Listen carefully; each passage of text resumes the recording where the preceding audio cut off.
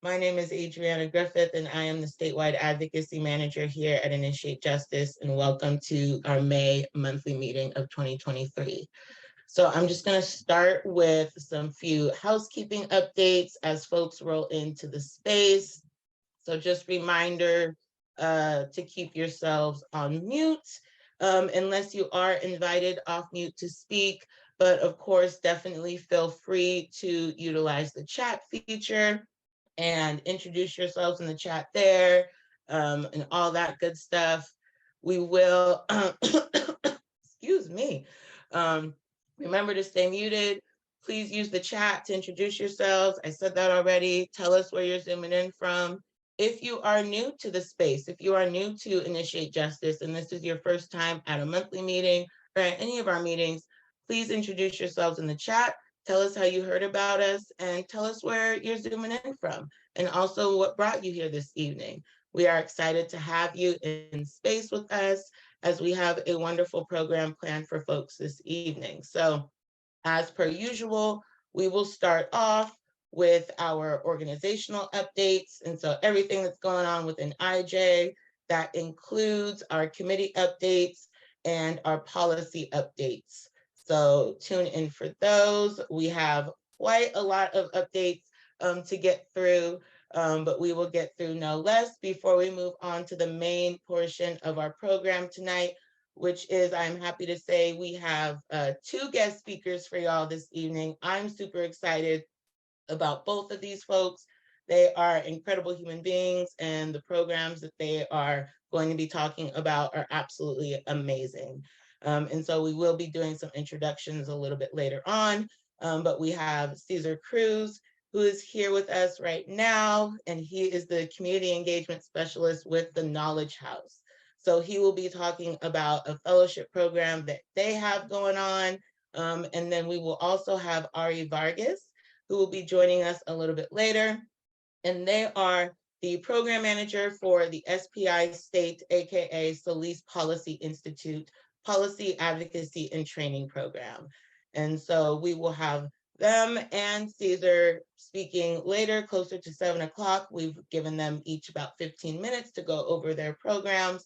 And then we will take questions from folks as well. So if you are interested, if you hear things that pique your interest, again, take notes, write down, and we will have time for questions later on. And then we will close. So after we do a brief Q&A, we'll close, we'll do some last minute reminders, and then we will close for the evening and try to get you out of here by 8 o'clock, by no later than 8 o'clock. I will do my absolute best. But as always, we will give space to whoever needs it. And so if there is questions that go over, if folks don't mind staying, we will stay. But other than that, we will close at 8 o'clock. And so that is our agenda for the evening. Before I get started, are there any questions? I see lots of stuff going on in the chat. Welcomes, joining from San Jose, Oregon. I love it. I love it. I love it. So welcome everyone in. All right. So we will go ahead and get started with our organizational updates. And as folks can continue to trickle in, I see a couple of folks have continued to trickle in. We are just getting started with our organizational updates, so please feel free to introduce yourself in the chat, tell us where you're zooming in from, and what brought you to our meeting tonight. So for our first organizational update, just want to let everybody know that our season finale of our Abolition is for Everybody podcast, season 3, episode 9, is finally out. I believe it came out yesterday. So it's super fresh out there on the airwaves. And the title of this episode is Let's Talk, Changing the Narrative with Rashida Jones, who is an outside organizer with Initiate Justice. And so in this last episode, let me let somebody in. So in this last episode of season 3, co-hosts Graham and Crystal are joined by Rashida Jones, who is a mental health advocate, community organizer, and a self-published author of Justice, a children's book about a young boy navigating his feelings through his father's incarceration. Together, they discussed how they work towards changing the current narrative of people who are impacted by our carceral system. And a reminder that season 3 is all about the media's involvement in carceral and abolitionist thinking, how it uses narratives to impact, radicalize, and shift culture. So to access this episode, all you would need to do is simply head over to our website and go over to our section on our podcast. I'm dropping a link in the chat now. Go over to that podcast or go over to that link on the website and you can hear our podcast and you can get all the episodes. It is available wherever podcasts are, where you subscribe to your podcast. I listen to it on Spotify, but it's also available on Apple Podcasts as well. So I definitely encourage you to check that out if you have not got a chance to. There are also transcripts. So if you need to read along to any of the episodes, they are available as well. All right, so our next organizational update, Art Gallery. So we are super excited to share with you that the Art Gallery shop now has postcard bundles. So if you've been following us on social media lately, you might see that we have been posting about our postcard bundles. So there are 11 postcards. Each one has artwork from the artist featured in the Art Gallery. So we are now selling those, and then you can find our shop on our Instagram and Facebook using the @InitiateJustice or @AbolitionIs. Excuse me. So definitely head over there, check those out. Definitely recommend purchasing those. All proceeds will go directly to Initiate Justice and the artists. And so no third party is going to benefit this. It's all going straight to Initiate Justice and those artists to support them. And again, these are artists who are currently incarcerated. And so we definitely want to do all we can to support folks. And then finally, my favorite update is going to be about the Institute of Impacted Leaders. And so we are fast approaching the time for our 2023 summer cohort of Institute of Impacted Leaders. So applications for this cohort are going to go live at the end of the month on May 22nd and remain open for about a month until the end of June on June 23rd. And so this summer, our selected region for the cohort is going to be Contra Costa County, as well as the surrounding areas. And so just FYI, this is our 17th cohort since 2019. We are currently in our 16th cohort. We have completed 15 since 2019. That's a whole lot of cohorts. We have 267 outside organizers who have gone through this program, and it is absolutely life-changing. So I am super excited that we are going to begin our summer cohort pretty soon. If you are interested in signing up or being notified when applications open, you can head over to our website and fill out our general interest form. I am also dropping it in the chat as well, and you can fill that out. You can also share it with folks if you think they might be interested. And again, the Institute of Impacted Leaders program is a 12-week organizing and training program specifically for folks affected by incarceration. So head on over to our website to learn more, but more information will definitely be coming about the cohort and all of the logistic information and stuff to come, so stay tuned. Now, that was a lot of information: podcast, art gallery, Institute of Impacted Leaders. Before I move on to committee updates, I want to stop and pause to see if there are any questions about anything so far.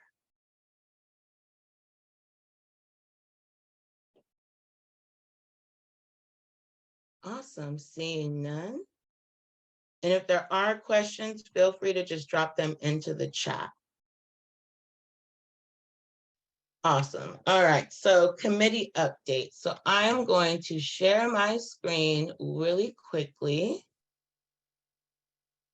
so that I can share with y'all these wonderful, wonderful committee updates that we got going on.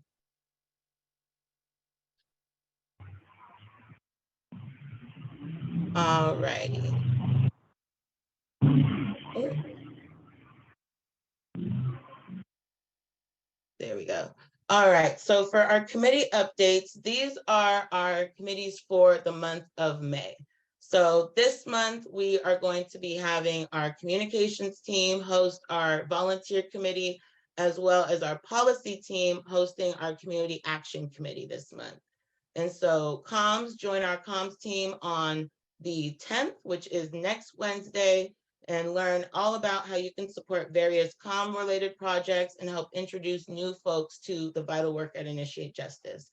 So remember that communications is a big part of Initiate Justice because they are the ones that storytell. So they are the ones that take all of our stories and turn it into beautiful, beautiful like poetry, and put that out there in the community for folks to hear. And that includes things like our Abolition is for Everybody podcast. So if you are interested in helping out with those efforts, definitely show up to that committee meeting, and we'll drop an RSVP link in the chat and in just a second.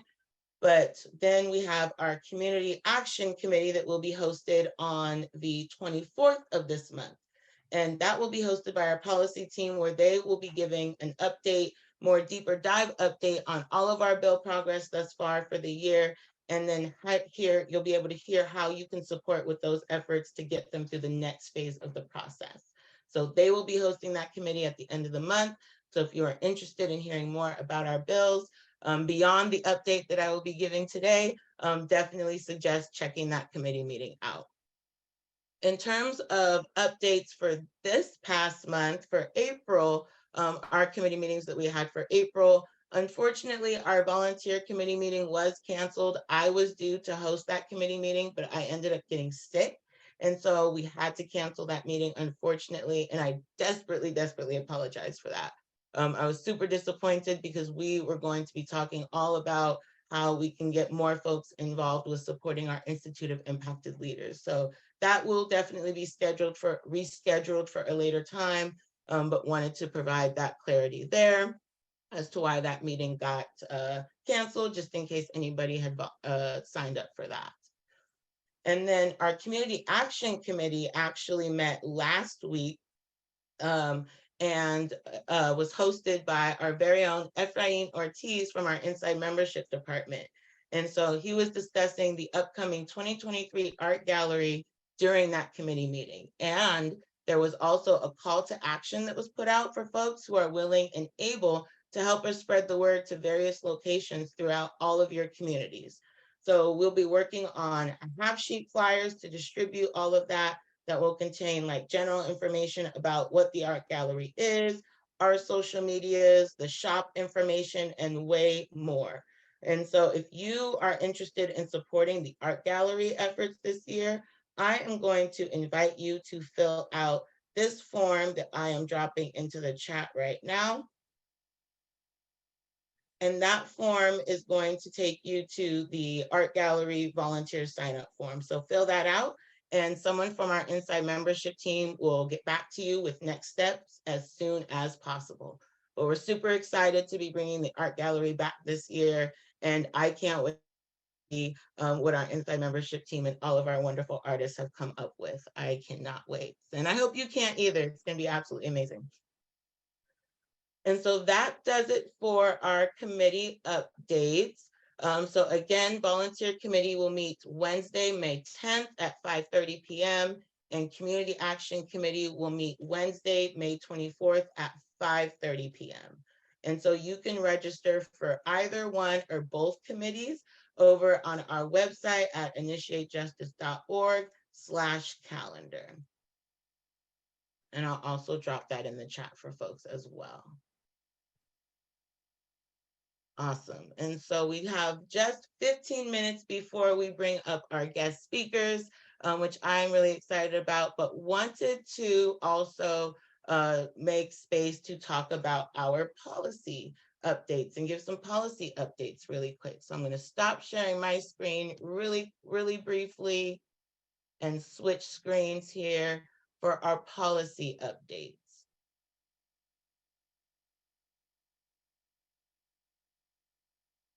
Awesome.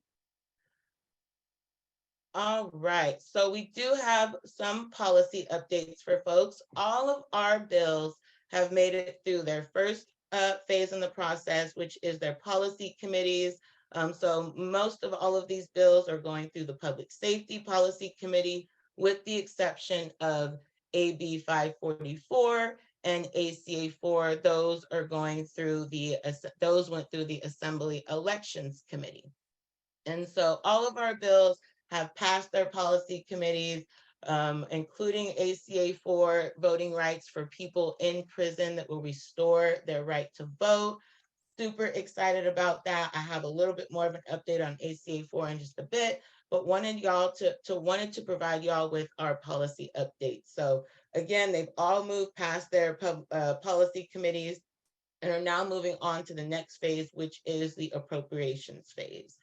Now, the only one that isn't in appropriations currently or is not waiting for appropriations is going to be AB 1118 by Ash Kalra, which is the Racial Justice Act 3.0. There was a technical fix bill to clean up some language on the Racial Justice Act bill that passed previously. And so that bill is currently waiting in the Senate to be heard. But we anticipate that it's going to do just as well as it did on the Assembly side and breeze right through all the way to the governor's desk. So clap for that one, because even though it's just a technical fix bill, it's still very, very critical because language in these bills is very, very important. So we are excited to see that bill moving along, as well as all of our other bills as well.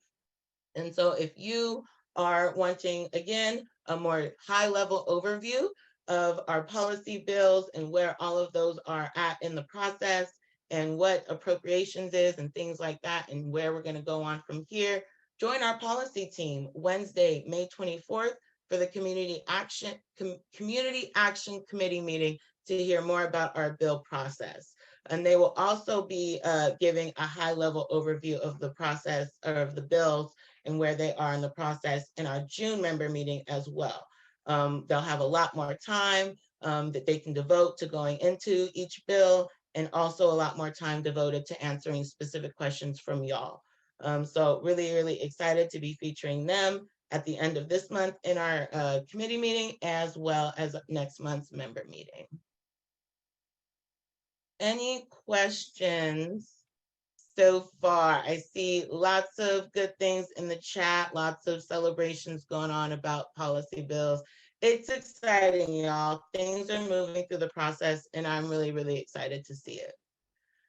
And so for our next really quick update, going to stop sharing the screen, but just wanted to provide on ACA 4 and where that bill is or how the Assembly Elections Committee went. So for those that may not know, last month on April 19th, ACA 4, which is the Voting Rights Act for people in prison, passed the Assembly Elections Committee with a vote of 6-2.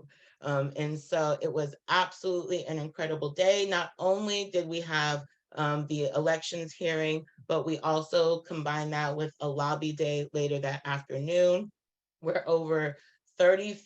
we met with over 35 assembly offices talking about ACA 4 and its companion bill, AB 1595. And so it was a great day. We had partners, not only members and organizers from Initiate Justice, but we also had partners from the Free the Vote Coalition, including ARC, Anti-Recidivism Coalition, the League of Women Voters, the Ella Baker Center, and many, many more. So again, we met with over 35 offices talking about ACA 4.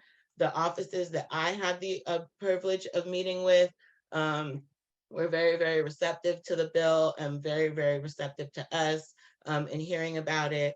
And so we are very, very excited to see the support that exists. We may need to continue conversations here and there with folks, but there is support, and especially in California, overwhelmingly, there has been proven to be support for folks to have their civic rights restored, because we know that that is a bedrock of our democracy, and people do not lose their citizenship when they go to prison. And so we are really excited to be partnering up with all of these amazing organizations on ACA 4, as well as AB 1595, to see it get all the way to the California ballot for California to vote on. And we will restore the vote to people currently incarcerated in prison. So we say that, we name that, and we claim that, and we just can't wait to see the day that it happens. Aside, so sorry, I took a little pause there.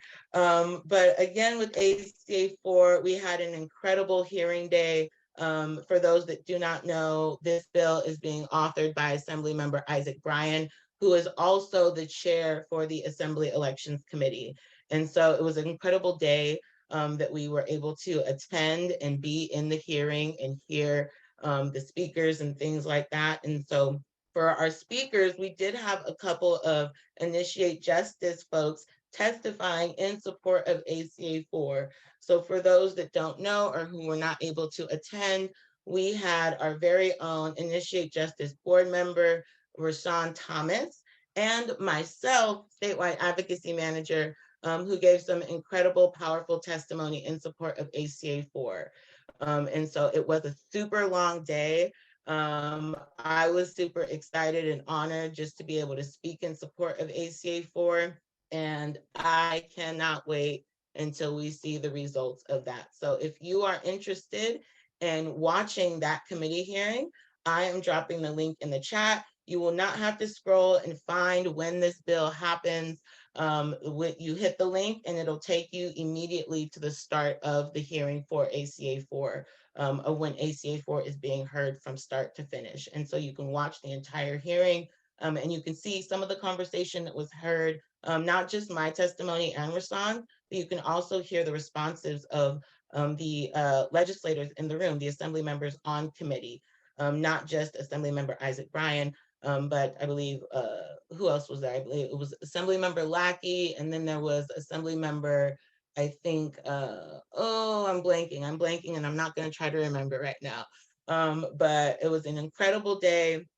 We had impactful testimony, we had impactful visits with legislators, and it was really, really awesome. So I have been talking for an awful long time, and I know we have a couple of folks here who were able to join us for that day. And we have a few minutes before we transition and turn it over to our guest speakers. So I would like to offer one of y'all who might have been attending the hearing that day or the lobby day or both, to offer maybe your own thoughts and reflections on how the day went, how you felt. Was it your first time? Was it your second time?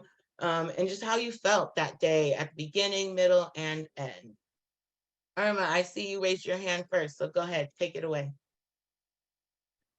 I just wanted to remind you, for the ones that were not able to attend the hearing in Sacramento, many of us called in, and I was one of the ones who called in support of that bill. It took me a little time to learn how to work the system, but I just don't want you to forget about the people who made time to call in support of that bill, because many of the people who called in were members of IJ.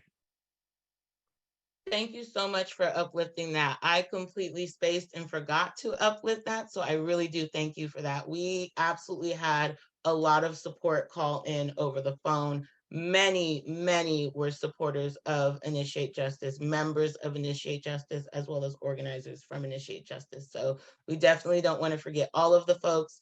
And again, even if folks were not able to attend, we also had many people submit organizational support letters as well as individual support. So this is definitely a team effort, a community effort, and we could not have gotten this far without each and every one of you. So I just want to thank you. And again, Irma, thank you for uplifting that and acknowledging that. So thank you. Is there anybody else? We've got about 5 minutes. Is there anyone else that would like to offer some thoughts around the ACA 4 lobby day and the legislative visits and how that went for you specifically?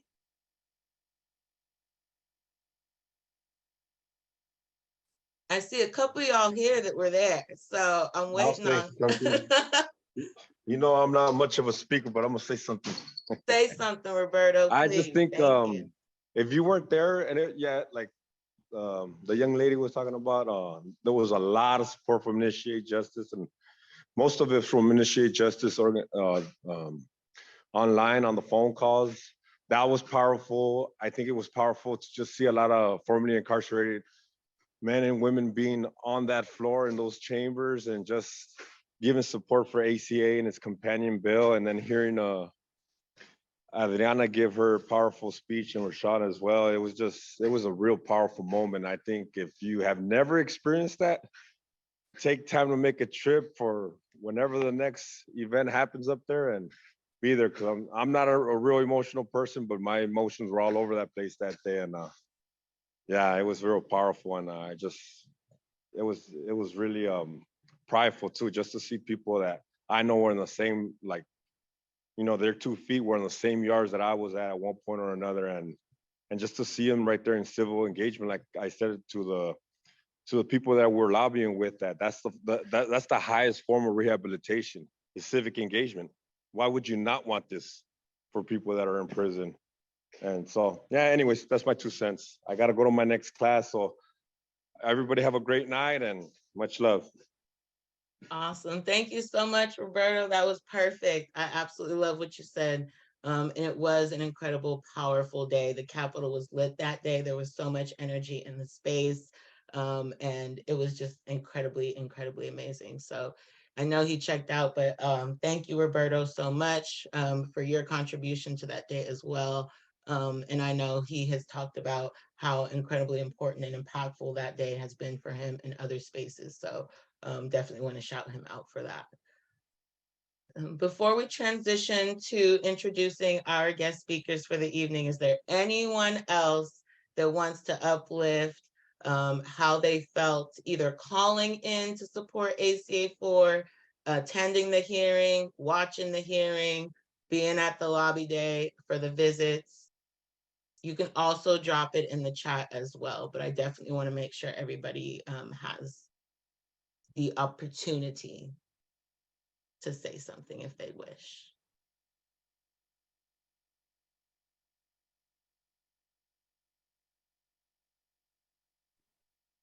I could say something. Okay, Efrain, that's what's up. Hey everybody, Efrain. I was actually one of the ones that called in, so watching it, I think it was like a different perspective of being there. I couldn't make it that day. But being able to witness it, watch it, I shared with the team that, you know, and I'm sharing with you all that it felt like that line was never gonna end of all the people that were lined up in support. And then after when the phone call started, I'm like listening to the phone calls and I'm on hold. And so it was just like, that was also never ending. It was such a powerful experience for me to witness, even though it was, you know, to a computer or whatever, but it was amazing to see all the voices, all our voices being heard, you know, everyone being acknowledged, everyone up there really fighting and advocating for this bill and its companion bill. And I think the highlight for me, and it's sad to say, but it was, I forgot his name though, too. It's one of the Republican Assembly members that was against the bill and was kind of speaking up on the opposing side of it. But at the end, when everyone walked out, you hear everybody celebrating in the hallway, and to see his face was like kind of like everything for me, just to know, like, you know, I wish I was like, at that moment, I was like, I wish I was in that hallway right now. But it was great watching it from this side, from a different perspective, and just really grateful for everybody that showed up in person, that showed up over the phone, just everyone that's really pushing and fighting for this for it to pass, and it will pass. So thank you. It most definitely will pass. It most definitely will pass. Thank you so much, Efrain. And I'm so glad that those that were calling on the phone were able to hear the applause and the support of the folks that were actually there in the hallways. And so I'm so glad that y'all were able to catch that when you did call in, because again, it was just super impactful. Or if you were watching it back via video. So again, just absolutely incredible day. So thank you to those that offered thoughts, that chimed in the chat, that have offered reflections. But now I want to shift gears and introduce our guest speakers for the evening. So as I said at the beginning, we have some incredible folks here to uplift and talk about some really great long-term fellowship programs that they have, 12-month fellowship programs that they each individual have with their individual programs. Oh my God, I thought it was on silent. Let me silent that one. Okay, so I am really, really excited. So first, we will be hearing from Cesar Cruz, who is the Community Engagement Specialist with the Knowledge House. The Knowledge House is a social change organization empowering and sustaining a talent pipeline of technologists, entrepreneurs, and digital leaders. So tonight, Cesar is here to tell us all about their exciting Innovation Fellowship Program, which is a free 12-month job training program that prepares participants for the competitive tech industry. After that, we will have Ari Vargas from the Women's Foundation of California and Program Manager for SPI State, AKA the Solis Policy Institute, a policy advocacy training program advancing racial, economic, and gender justice throughout the state of California. And SPI is a program under the Women's Foundation of California and has trained more than 600 advocates and organizers who have passed over 50 new laws or local policies improving the health, safety, and economic well-being of their communities statewide. I am proud to say that I am a graduate and an alum of SPI State, and I am super honored to have Ari here to tell y'all all about that program. And so without further ado, I am going to pass the buck along and bring up Cesar Cruz to tell y'all all about his amazing program. Take it away, Cesar. Oh, thank you, Adriana. Thank you for that great introduction. Good evening, everybody. I hope you are doing well. First, I want to say thank you for opening your space to me tonight. I feel really honored with being here with y'all and listening all the great things y'all are doing right now. So definitely thank you for sharing this space with me. But I am going to share my screen, and please let me know if you all can see it. You can react with a thumbs up. That'll help me know if you are good. All right, awesome. So tonight, like Adriana said, I am going to be presenting to y'all the Innovation Fellowship. Just to give y'all an idea, the Innovation Fellowship comes from the Knowledge House, and the Knowledge House actually was founded in 2014 in the Bronx, New York, by two kids of immigrants, Jerlyn Rodriguez and Joe Carrano, who are our co-founders. We actually just have the second year here. We just launched the second year here in Los Angeles. We expanded to Los Angeles, Atlanta, and Newark just last year from the Bronx. I am happy to say that I am not the only one of the team anymore in Los Angeles. Till 3 weeks ago, I was working here alone. The rest of the team is in New York. So it's great to have someone to work with for a change. But the Innovation Fellowship, it's actually a fellowship where we actually teach you the fundamental tech skills to be able to go into one of 4 tracks that we offer. The 4 tracks that we offer are cybersecurity, data science, user experience design, or also known as UX UI, and web development. You get the opportunity to choose one of these 4 tracks to focus on for the full year. And like Adriana said, this is completely free. We actually pay you for learning in our program. The cool thing about this is that by the time you finish the full year of the program, you will be on par to make $60K or more a year. We provide you not only with the technical training, but also the certification, the career development, and all of the tools you're going to need to be able to land your first job. We do not guarantee jobs for anybody because we unfortunately don't have the capacity, but we do help you search for a job and get you prepared for the interview that you are going for. So to be considered for this program, right now you must be an LA County resident, live in Atlanta, live in Newark, New Jersey, or live in the greater New York area.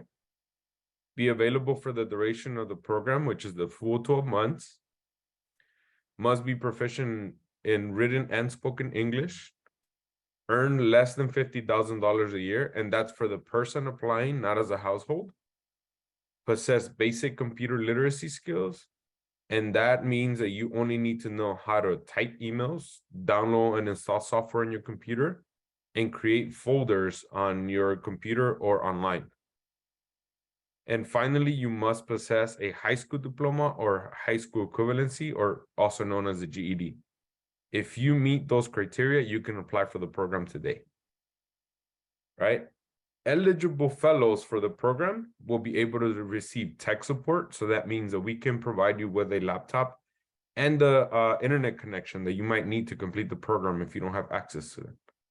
Right? We support you securing internships and employment. Like I said, unfortunately, we cannot guarantee it, but we will support you and give you access to different networking events and stuff like that, where you can get these opportunities for yourself. We also give you the opportunity to prepare for the Amazon Web Service Cloud Practitioner certification and other certifications. We've done CompTIA, CompTIA Plus, and other certifications for folks. And like I said, we do provide you a stipend, but that's for the first 9 months of the program, because the last 3 months of the program, you will be getting help to find a paid internship for you to put all of the skills you've learned for the first 9 months into practice in the real world and start building your portfolio even further. Right? The classes for this would begin in September of 2023 and finish September of 2024. I am happy to say that this year, we are actually, from the 4 tracks, we are actually able to offer the data science track and the web development track from 5:30 to 9:30 in Pacific time. We are also offering all 4 tracks from 2:30 to 6:30 p.m. in Pacific time. And that's because all of our instructors are in New York, and that's the regular time when all of the classes happen.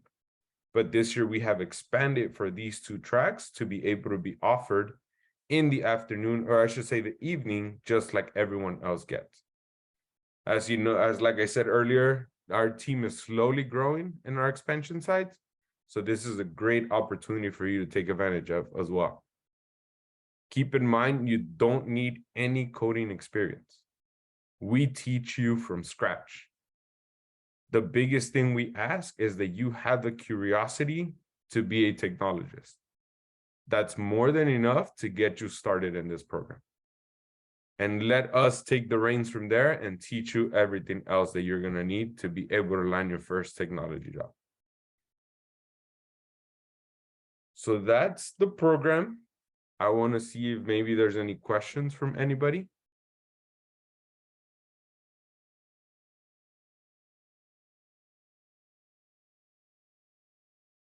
And don't be shy, y'all. If you have questions, or you can also drop questions in the chat as well. Definitely want to make sure that you have space to do that. We will also have space at the end for questions if you're still like trying to process the information too.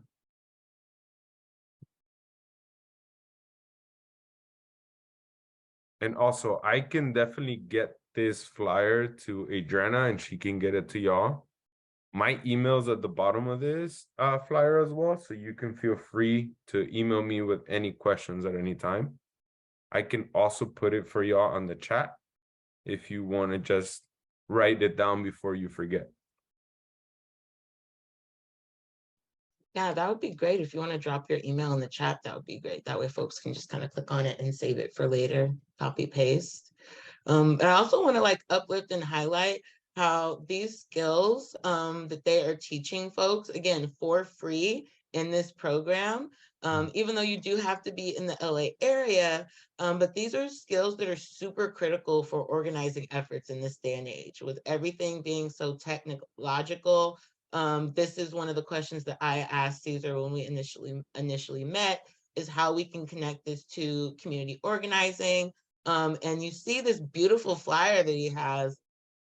That is one of the components, I believe, of this program, and learning how to do like web design and like software and flyers and things like that. So if that is something that piques your interest, even if that is something that you thought, oh, I don't know if I can ever do that, I don't know if I'll ever be able to like go to the school and like learn and spend the money. Again, this is a free program and it's free. So if you are in the LA area or you know somebody in the LA area that might be interested, definitely screenshot, get Caesar's email, reach out, connect with him, and then share the information. Because again, Initiate Justice isn't about gatekeeping information, and we want to make sure that our community is armed and equipped with the tools and the resources and the knowledge to be able to change this world and change this state systemically for the greater good, not just on a policy level, but also on a technological level as well. We want to be in all the spaces. System impacted people want to be in all the spaces. So let's do this. I see a couple questions coming through to the chat. One from one of our members, Sherry, says, is there any future plans to expand into other California counties? Yeah, so I just replied to that, and we're hoping in the near future we can go outside of the LA County. I also saw somebody asking about the OC. So the great thing about our programs is that we actually offer them virtually. So you will be able to take the classes from the comfort of your home. Currently, we do have someone who lives in the OC who's about to finish the program. So it is possible. So Anna, and sorry to put your name on blast, but Anna, if you are interested, send me an email and you and I can chat about it and we can see how we can work through things as well. I love Anna's response. Hell yeah. I love it. And Irma, I also see your question. Does it include people who live in LA County? So it says LA residents, and that includes the LA County in general. So I am here to go anywhere in the LA County. If you know a school, another community group that would benefit from this, please send them my way. I'm more than happy to leave my house to meet with other people. I love it. And since it is virtual, and you do have are able to expand to Orange County, are there any other counties that y'all have been able to expand to, or is it just Orange County? So not at the moment. So this is why I say if folks are interested and they're maybe in a nearby county, they can message me. Because then I'll work with each of you individually because we go case by case. And that's mainly to make sure that I can support you overall in case you were need the tech or you ran into some issues with the classes, just to make sure I can support you correctly. So if it's something that can be worked out, I'm more than happy to work with you. Awesome. I absolutely love it. Thank you so much, Caesar, for just going. Again, when we first met and you went over this program, I was like, please come and share this information with our members.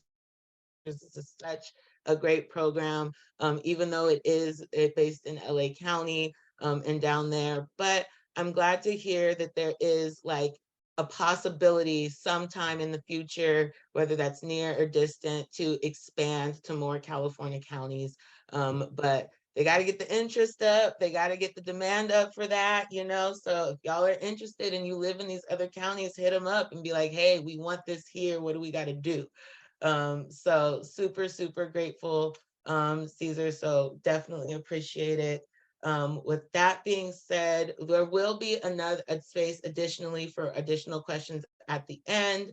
And so if you have more questions for Caesar, definitely feel free to drop them in the chat or hold them until the very end and we will circle back and cover everybody. But that being said, want to transition and welcome our next guest speaker. I have so much respect for this person, absolutely learned a lot from this person's program and their just entire organization overall. All of their staff is wonderful. So I am really proud and honored to present to y'all Ari Vargas from the Solis Policy Institute. So I'm going to pass it over to you, Ari. Thank you, Adriana, and thank you, Caesar. So cool to hear about that fellowship. I hadn't heard of it before. Definitely gonna spread the word. Thank you for having me. I'm so honored that Adriana reached out and asked me to be here. So yeah, my name is Ari or Adi, and my pronouns are my name and they and them. And I've been at the Women's Foundation for 4 years now.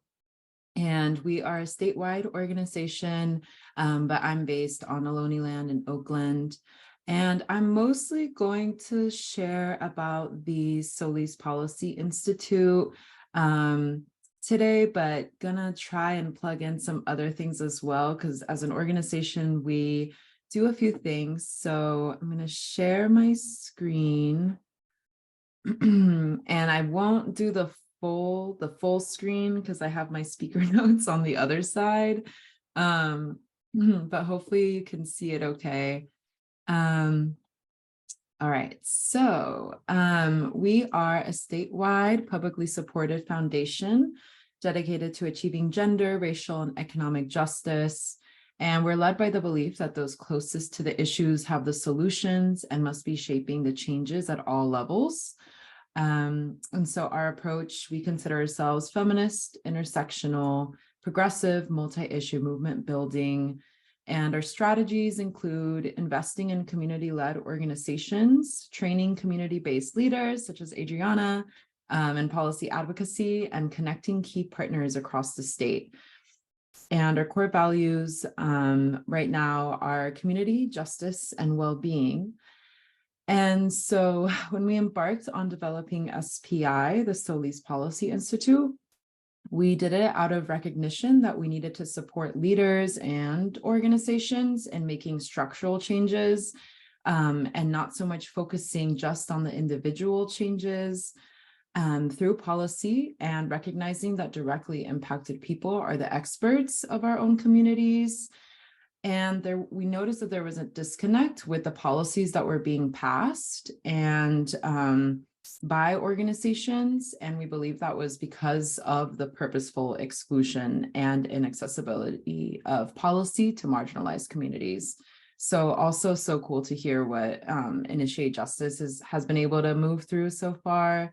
It's really amazing. And I feel like you all embody that. So thanking you again for leading in that model.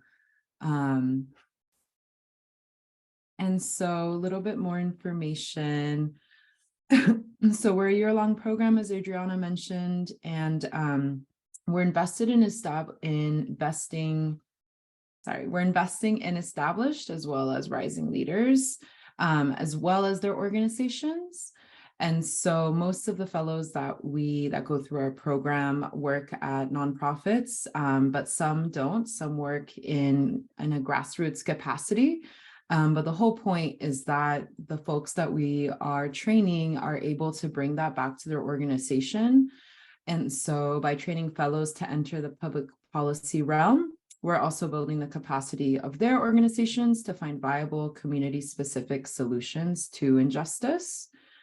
Most of the fellows we train go back to their organizations and educate their colleagues, or begin leading public policy and advocacy initiatives in their local communities through the state and continue their policy work. Alternatively, some fellows get to learn that policy work is not for them and get to deepen other forms of organizing, which we view just as much of a win in the SPI, because the whole point is to create more access. And so we offer a variety of different trainings. And so some folks learn that they don't like to move bills through, but they really enjoy digital organizing. Or maybe they want to become a trainer themselves for some of the topics that we teach. And so why an institute? And so SPI exists because Black, Indigenous communities of color, immigrant communities, and especially women, transgender, and gender expansive people have been purposely excluded from the policy process. We all know that. It's by design, and structural inequities are embedded in public institutions.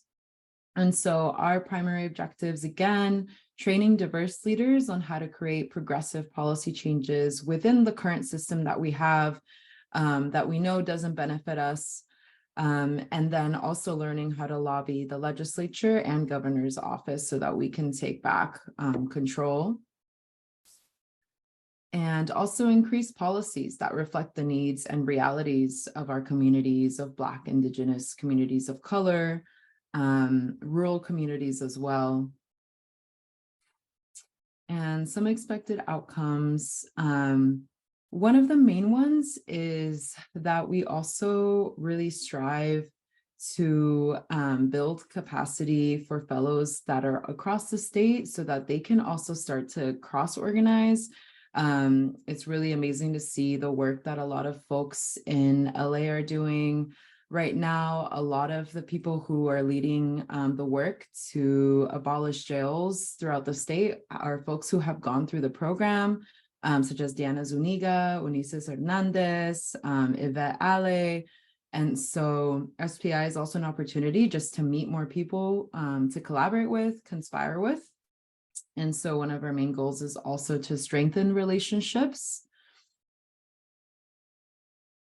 And we have typically in the past every year uplifted the work of our fellows and also provided space for more networking opportunities, not just for our fellows, but our wider community at a legislative reception. And so gonna do like a little shameless plug. We're having our first one in 4 years. It's not just for alumni or fellows, it's also for any advocates who want to network, who want to learn more about the work that we do. And it'll be in Sacramento at the California Museum. So I'm gonna, oh yes, Adriana, you're registered. That's awesome. So if you want to register and go, it's on May 16th. And it's free. There'll be food and drinks and entertainment. And most importantly, you'll get to hear what our amazing fellows have been up to this year. And then also we are awarding several coalition members who have been doing really radical work the past few years. And so it'll be really fun and celebratory and outdoors because we're still in a pandemic. And so, yeah, excited for that. I won't play the video. Maybe I could share it out later. And so of the bills that have been spearheaded during SPI State, we've had 52 bills worked on by our fellows that have been signed into law, and at least 16 bills worked on that passed through the legislature, so through both houses, but were ultimately vetoed by the governor.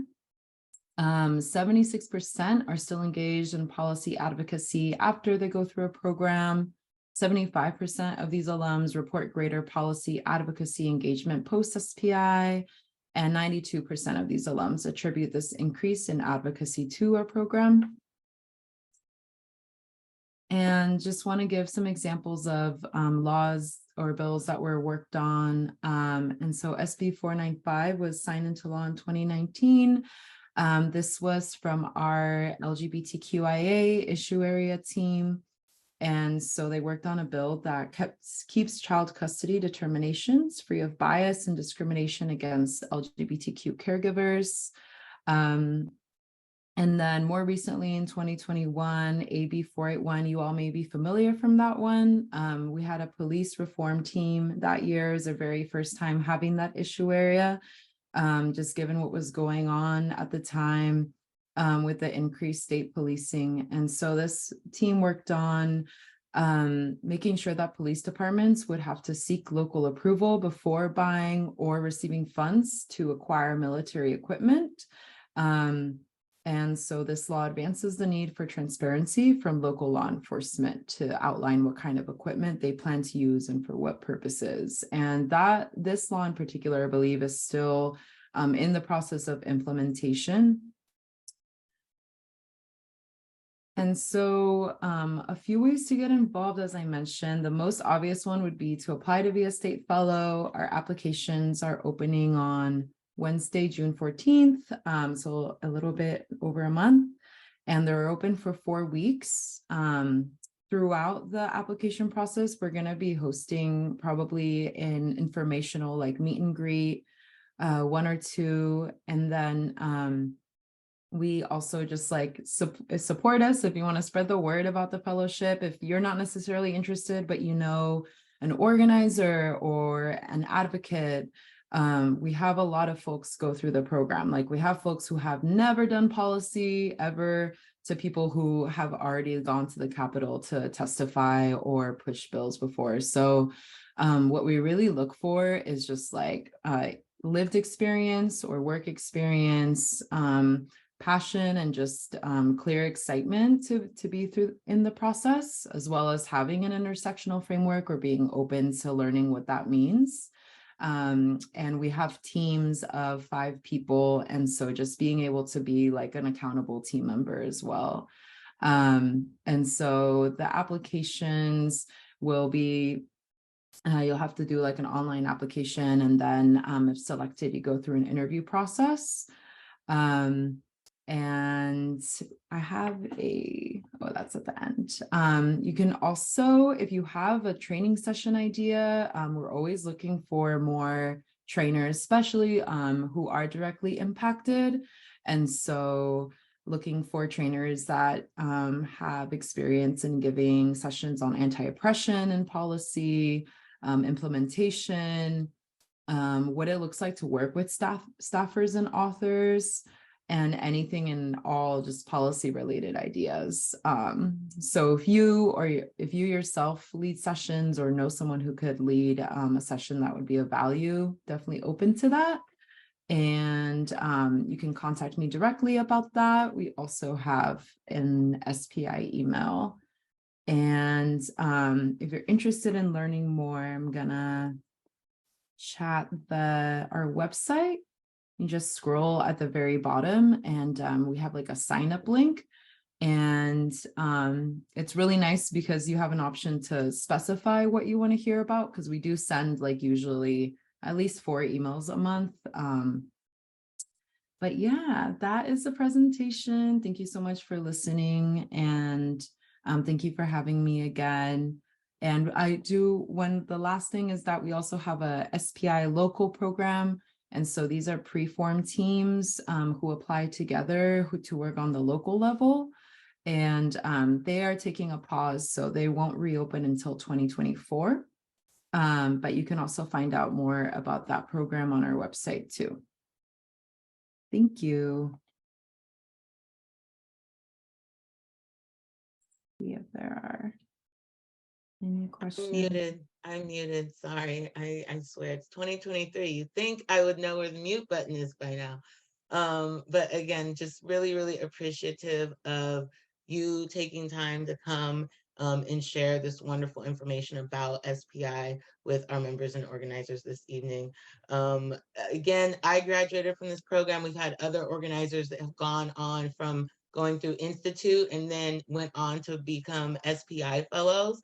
And so I really wanted to amplify that this is such an awesome program. It gives you so much knowledge. Institute gave me a solid foundation, but SPI like took it to the extreme. And also I see Ari dropped something in the chat. Forgot to mention, fellowship program is also free and currently hybrid, both on Zoom and in person. See, y'all get a treat, because when I was doing it, it was just in Zoom, and those retreats, absolute pain and suffering. And so glad to hear that y'all have been able to bring it back into this hybrid situation. So really, really excited about that. I actually got to connect with, I believe it was the trauma team of this year, a couple of months ago, or last year, at the end of last year, when we connected in Sacramento. So it's great. Something else I want to say about the program is you also would get this nice little reader that SPI gives to all of their fellowship participants. And it's legit like the Bible of policy. It has terms, it has everything that you would need to know about working and being involved in the policy space. So definitely encourage folks to plug in, dive deeper, learn a little bit more. But yeah, thank you so much. And now I'm gonna just open it up to see if anyone has any questions. Don't be shy, y'all. I know it's Wednesday, but don't be shy. Any question at all? Otherwise, I'm gonna start asking questions. I don't have a question. I just wanted to say thank you for the both of you coming on, Caesar and Ari, and offering these programs. It's like you had said, being able to offer, the people coming home all these resources and programs that we were never aware of before helps everybody get back on their feet. And I know I just sent Caesar an email. I need that flyer. I work with 2 different homes that women will benefit from these programs, especially because it's virtually, so them trying to get their lives back together. This will really benefit them. So appreciate it and thank you so much. Thank you so much, Kari. Appreciate it. Anybody else have thoughts, questions, reflections?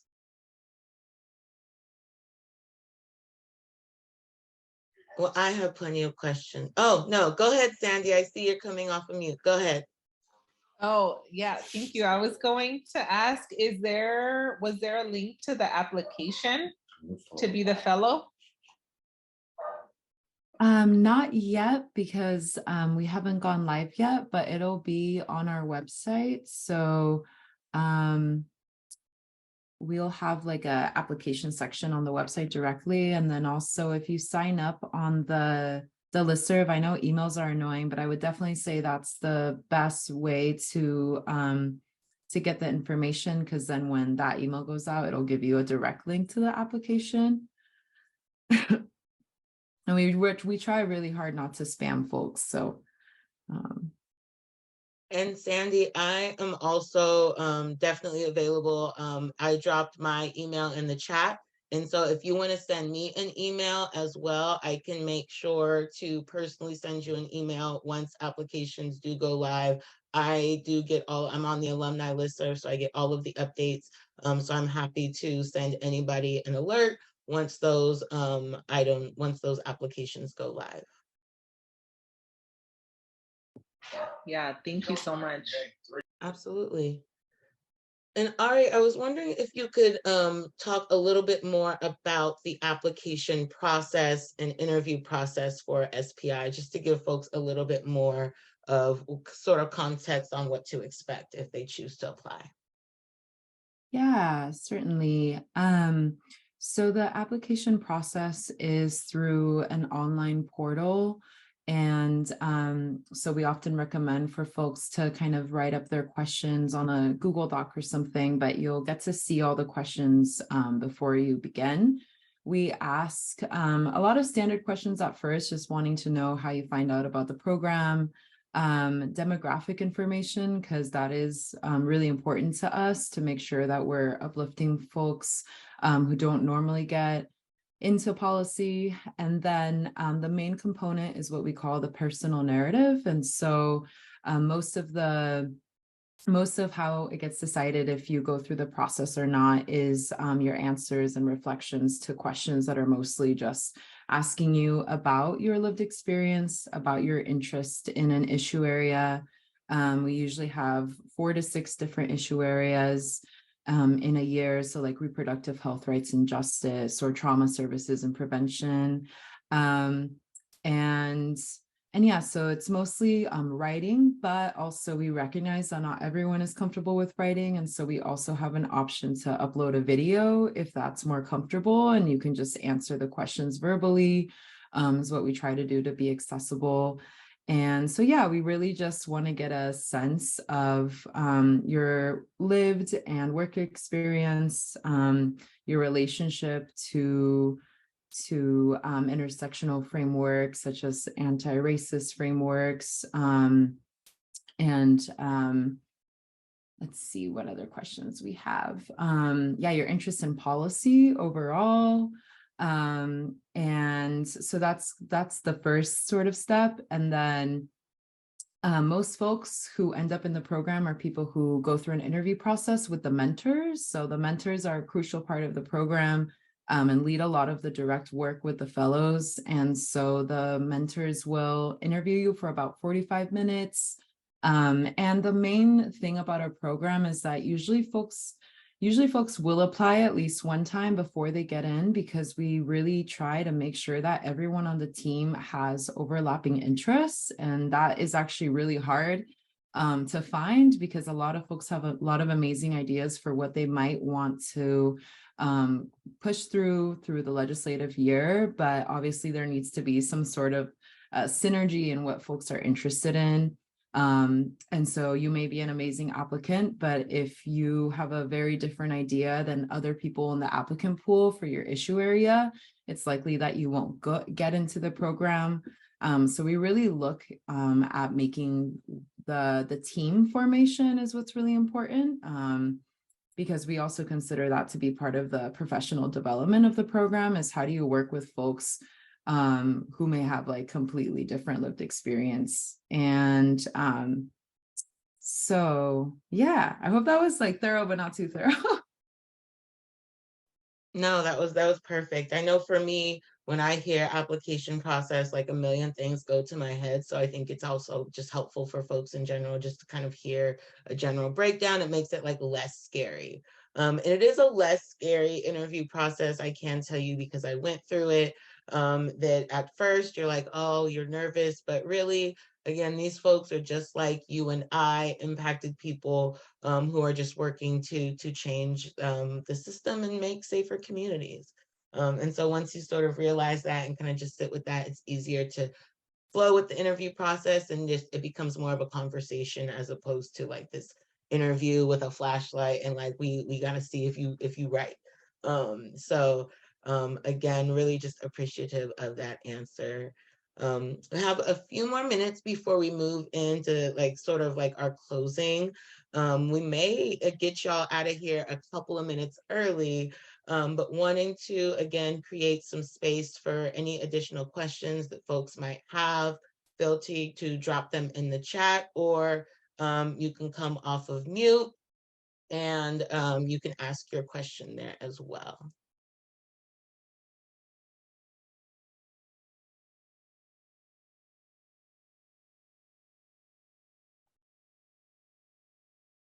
All right, we'll see none. No one's coming off of mute. I'm not seeing anybody come off of mute. So we are going to just, again, give a wholehearted thank you to both Caesar and Ari for coming into our space this evening, and really just providing us with a really, really nice, solid introduction to your wonderful, wonderful programs. Definitely encourage folks to tap in, lean in with both of these wonderful programs, and apply for one or the other, because they really, really are absolutely amazing. And if you don't live in LA County or Orange County, definitely tap in with SPI, because again, I'm not just going to say this because I'm an alum, but it really is a really great program. Especially, like I said, if you've been through our organizing and training program and you want to continue to learn more about the legislative process, you will actually get to work and create on your own bill and legislation. And so it's not something that we do in Institute by creating our own bills. And so you just get to one up your skills there. So again, thank you so much to the both of you for joining. We are going to move into the final portion of our program. If you do have questions for Caesar or Ari, go ahead and continue to drop those in the chat. But just to sort of wrap things up this evening, and I get to give y'all a chunk of your evening back this evening, so I'm really excited about that. I don't think that's ever happened in the history of an issue justice meeting. So happy to give y'all like maybe 10 minutes of your evening back.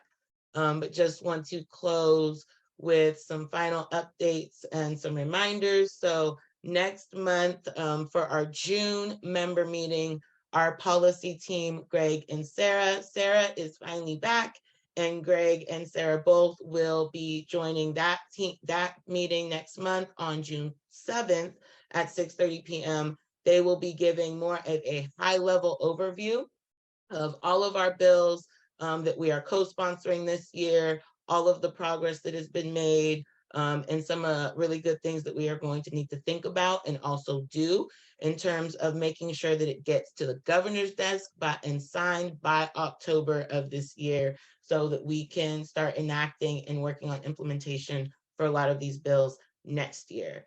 So they will be coming to give a high-level overview of all of that. And again, as I said, they will be hosting our policy, not our policy committee, our community action committee on the 24th of this month, going over bill progress. Again, and providing y'all with some calls to action for what you can do to help carry these bills through appropriations and off of the assembly floor. And so they are going to be uplifting those efforts. So if you are interested, definitely RSVP for those. Again, you can RSVP for all of our events over at our website at initiatejustice.org/calendar, dropping the link in the chat one more time for folks. But definitely encourage y'all to head over there and RSVP for our monthly member meeting in June and our committee meetings this month. Remember that next week, Michelle from Comms is going to be hosting the volunteer committee. And so she will be going over different ways that y'all will be able to support our communication efforts in exposing new folks to the work of Initiate Justice. That is all. And also I do want to let folks know that Initiate Justice will be closed the last of the month on April, on May 26th. So we will be closed that Friday, but we will be back in the office the following Monday to answer any emails or any other communications that were received in that time. Again, thank you so much to our guest speakers who came this evening. We are really excited. And I'm really excited to hear y'all and see y'all dive into the work and continue to be activists and community organizers in your own communities. So that being said, I get to give y'all 20 minutes back of your meeting, or not of your meeting, but of your evening. If there are no other questions or anything else from folks, I am happy to stay until the 8 o'clock hour. Otherwise, folks are more than welcome to head out. And for those watching the video, looking forward to checking in with you all next month. So thanks, and we will see you next time. Crispy, I see you have a hand. What's up, girl? Hey, I was just wondering, are we still sponsoring SB 81, the parole hearings bill? Because I didn't see that on that slide earlier. Can't hear you. I am muted again. SB 81 is not a bill that we are co-sponsoring this year. I know there's a lot of efforts around that one. I do not have any specific updates for that. I think it's one that we're more so just supporting at this point, but it's not one that we are particularly co-sponsoring. Thank you. You're welcome. Any other questions that I can answer about either fellowship programs or bills, committees, meetings, anything else?